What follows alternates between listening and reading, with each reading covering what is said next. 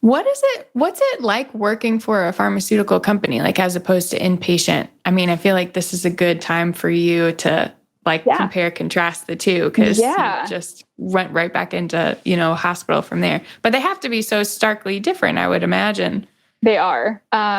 So the pharmaceutical industry, it's basically, big corporation. You are working for something larger than itself, basically. It's, multi-million-dollar industry. It's crazy how money hungry some of these industries are. But so basically working for a hospital, with your 312s or whatever you have, and you're at the bedside, it is a whole different realm. I'll say, the flexibility is really nice working with them. My hours, I kind of created my own, but I typically do about a 9 to 5 day, and I could have breaks in there if I needed to, run to the doctor or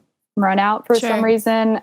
I definitely had the flexibility to do so. And, but that also meant, certain patients saying, "Hey, I want to do injection training at 10 p.m. tonight." And I said, "Okay, I'll make myself available for it." So, the flexibility, but also you need to understand that you will be working a little more obscure hours sometimes just to meet the patient where they are. But but it was nice, especially during COVID. I was again in a call center before COVID started. After that, we all went home and we were able to work remote, and my day-to-day didn't change with the way I, interacted with my patients on the phone or via FaceTime or Zoom. Nothing changed except the location of where I was doing it. So, gotcha. And then, working bedside every day is completely different. You don't know what you're walking into or what patient load you're going to have. Anything like that. It's a completely different structure. Right. But so I could kind of envision, I would make my calendar myself, and I, sometimes I'd say, okay, Tuesdays are going to be the days that are going to be my really long days, and I'm going to work till maybe 8 p.m. But it was my call. It was, again, I had to meet the patients where they were, but you could also kind of give them a little bit of structure with that. And if you talk to a patient and said, "Hey, I understand you work a 9 to 5. When would be the best time for me to call you? Give me like a time window and a certain day of the week or time of the day." And you could say, "I will call around that time every X amount of, weeks or so, or what have you." And so, it was cool.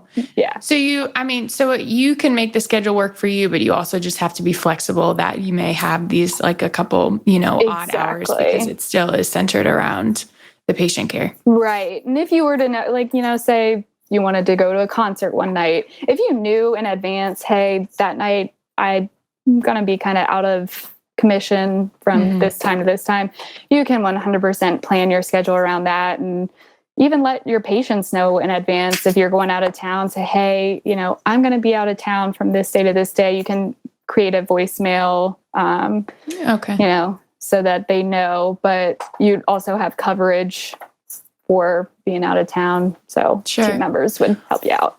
Gotcha. What about weekends? Do you have to be available on the weekends too? So, how I typically try to do it is injection training was kind of, so we have things called KPIs. They're called key performance indicators. So we had to hit a certain percentage of each KPI. There were 5 of them.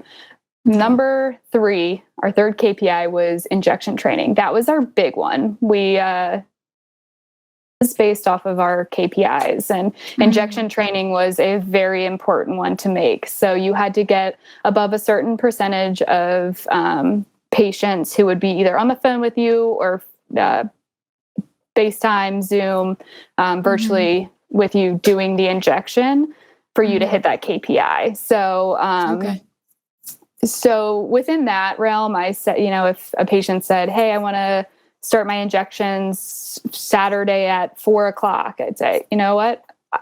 I need to hit that KPI. So I'm going to do it. So, okay. Yeah. And also sometimes it would take precedence over, absolutely. It's the same as you just have to be available when. Right.